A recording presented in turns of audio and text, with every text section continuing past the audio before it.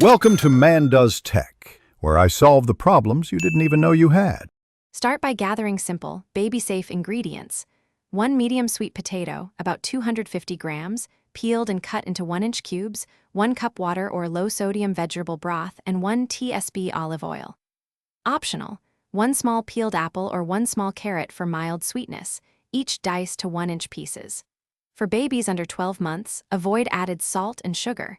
Use breast milk or formula later to thin the soup. Keep a small sharp knife and a cutting board sanitized for prep. Place the sweet potato cubes and any optional carrot or apple into a small pot and add 1 cup of water or low-sodium broth so the pieces are mostly covered.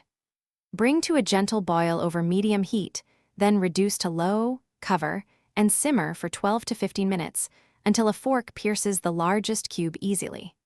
Drain most of the liquid, reserving about 2 to 4 tablespoons to control texture. Then stir in 1 tsp olive oil for healthy fats and flavor. Transfer the cooked sweet potato to a blender or use an immersion blender, and add 2 to 4 tablespoons of the reserved cooking liquid to reach a smooth puree consistency suitable for your baby's stage. Blend briefly to avoid overheating. The final temperature should be about body temperature when served.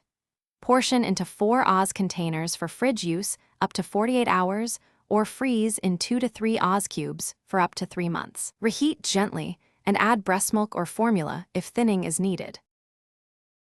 Thanks for watching. If you found this helpful, don't forget to like and subscribe.